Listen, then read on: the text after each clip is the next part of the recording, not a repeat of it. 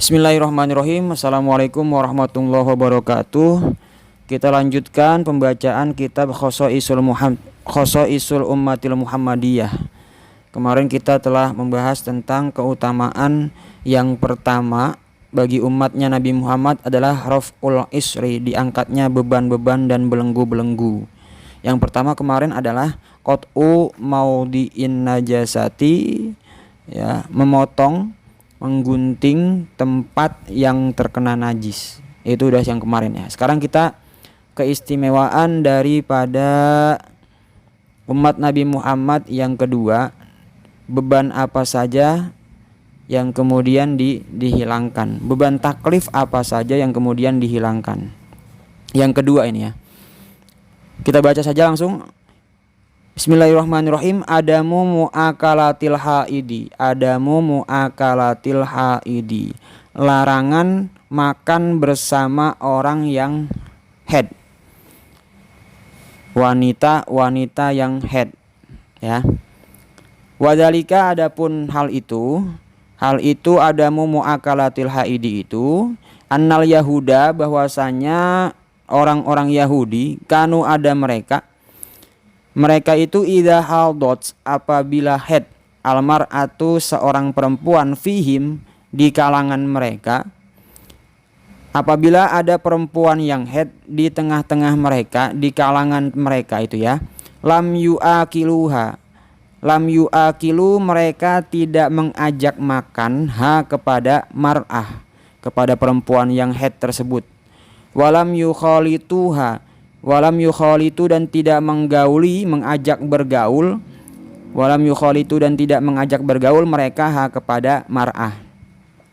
Walam yusakinu, dan tidak mengajak tinggal mereka orang-orang Yahudi kepada mar'ah fi baitin wahidin, di dalam satu rumah, satu kamar. Bahkan yatrokuha, mengisolasi mereka kepada mar'ah fil baiti, di dalam satu kamar, munfaridatan, sendirian.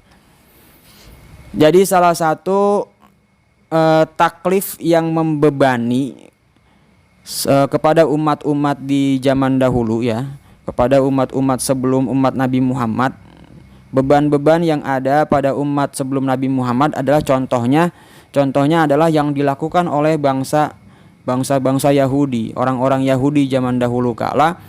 Mereka itu mengisolasi orang atau perempuan yang haid. Mereka mengisolasi perempuan yang haid, tidak diajak makan bersama, tidak diajak kumpul bersama, tidak diajak tinggal di dalam tempat atau kamar yang sama, bahkan tidak diajak kumpul bersama, itu tidak. Bahkan mereka itu diisolasi dalam sebuah kamar, sendirian gitu ya. Kama sabata fil hadisis shahihi alladzi rawahu Muslimun wa Ahmad. Kama sabata, sebagaimana yang telah tetap, fil hadisis shahih, dalam hadis sahih, alladzi rawahu Muslimun wa Ahmad, yang telah diriwayatkan oleh Imam Muslim dan Ahmad. Apa itu? Amma hadhil ummatu, adapun umat ini ya, umatnya Nabi Muhammad ini, faqad ubiha, maka sungguh dibolehkan, laha bagi mar'ah hadhil ummah, mar'ahnya hadhil ummah, laha bagi hadhil ummah, fi diniha, di dalam aturan agamanya hadhil ummah, dibolehkan muasyaratul haidi, bergaul dengan orang yang haid. Dibolehkan bergaul dengan perempuan-perempuan yang haid. Bergaul dalam segi apa? Fil ma'kali, di tempat makan bersama, wal masrobi, di tempat minum, boleh minum bersama, wal mudojaati, dan di tempat tidur. Bergaul di tempat makan boleh, di tempat minum boleh, dimanapun boleh gitu ya, untuk umat Nabi Muhammad. Wanaha dan melarang Islam berdasarkan hadis yang ada pada riwayatnya Imam Muslim dan Imam Ahmad tersebut, melarang anin nikahi dari nikah. Nikah yang di sini adalah maksudnya wati ya. Wal istimta'i dan istimta, bersenang-senang, bercumbu gitu ya. Bersenang-senang, bercumbu bima bainas surrati warrukbati, bima pada area bainas surrati warrukbati, di antara surroh pusar, warrukbati dan lutut, ihtiyaton, sebagai antisipasi gitu ya. Potongan hadisnya, isna'u kulla syai'in illan nikaha. Isna'u, berbuat apa saja kamu semua, kulla syai'in ya, kulla syai'in apa saja, illan nikaha, kecuali wati.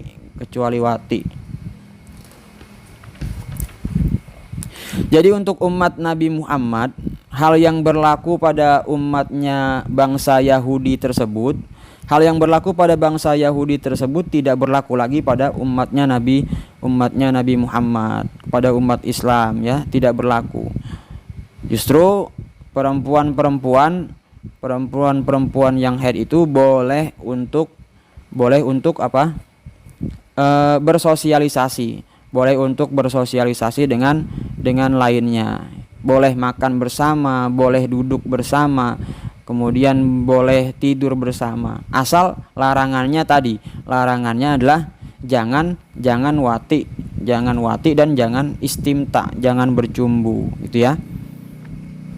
Larangannya hanya itu. Apapun yang dilakukan oleh perempuan dalam sosialisasi itu boleh apa saja. Mau dia bermuamalah dan lain sebagainya itu boleh. Untuk perempuan yang sedang haid. Wahakaza dan begitulah. Ro'a mengawal Allah al-islama, kepada agama Islam, bihadal hukmi, dengan hukum ini.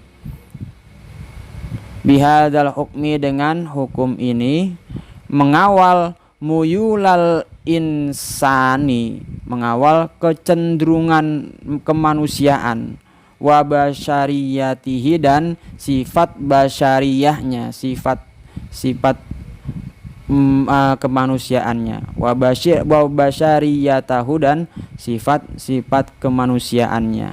Begitulah Allah Subhanahu wa taala mengawal, menjaga, memperhitungkan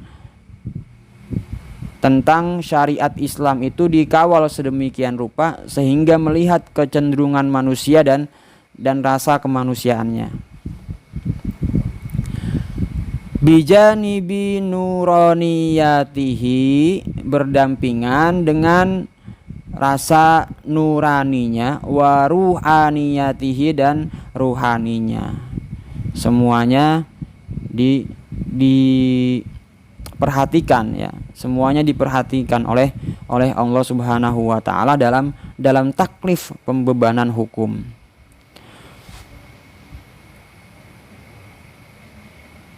Fayurabitu, maka berkorelasi, berhubungan, baina nazwatil jasadi, di antara kemuliaan jasad al-aridah, wa ghayatir ruhi, dan kemuliaannya ruh, kesuciannya ruh.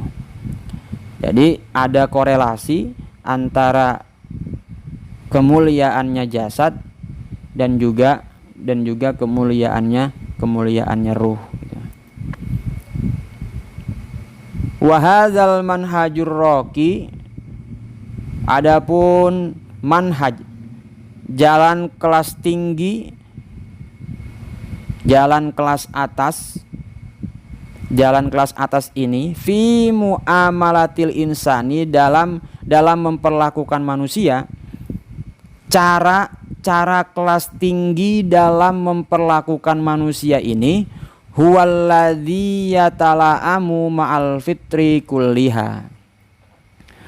Huwallazi adalah cara yatala'amu, yang menjadi baik, ma'al fitrati, bersamaan bahwasanya memang fitrahnya sudah baik, kulliha semuanya. Jadi apa yang Allah telah atur tentang antara hubungan manusia dengan manusia ini adalah aturan yang baik, aturan yang baik. Di samping juga memang fitrahnya manusia semuanya itu adalah baik. Li'annahu karena sesungguhnya aturan-aturan Islam ini adalah min sun'i khaliqi hadhil fitrati, adalah merupakan salah satu kreasi daripada khaliqi hadhil fitrati, pencipta hadhil fitrati, fitrah ini gitu ya. Pencipta fitrah ini yaitu Allah Subhanahu wa ta'ala.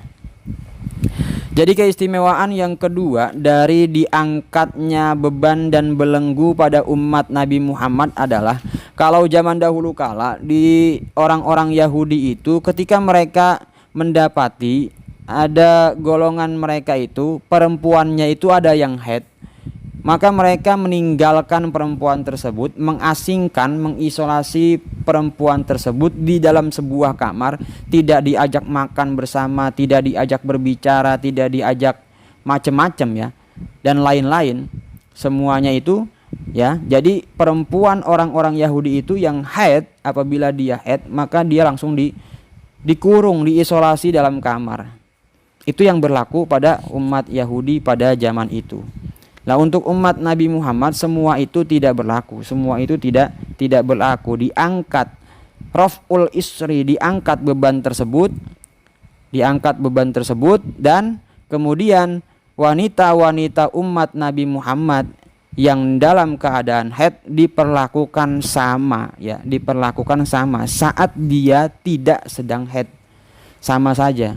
Boleh diajak bergaul, boleh diajak makan bersama, diajak berbicara bersama, tidur di tempat yang sama dengan suami dan anak-anaknya gitu ya. Semuanya boleh. Yang tidak boleh dilakukan hanya wati dan istimta dan bercumbu dengan sepasang suami istri. Itu tidak boleh. Ya. Inilah salah satu bukti bahwa Islam itu mengangkat derajat wanita pada zaman itu. Pada zaman itu seperti kita tahu bahwa wanita perempuan itu diperlakukan dengan semena-mena. Tidak dianggaplah perempuan pada zaman itu ya. Malah dalam sejarahnya kita menemukan bahwa apabila seorang keluarga itu ya, kemudian istrinya melahirkan anak perempuan, justru akan dikubur hidup-hidup, dibunuh ya, karena memiliki anak perempuan itu merupakan apa? Malu ya, merupakan malu, cela gitu. Nah, dengan ada datangnya Islam kemudian semua itu dirubah ya. Islam dengan ajarannya mengangkat harkat dan martabat perempuan. Nomor 3, ta'yinul qisas fil amadi wal khata'. Wallahu a'lam. Kita akan baca pada pertemuan berikutnya. Mudah-mudahan bermanfaat. Wassalamualaikum warahmatullahi wabarakatuh.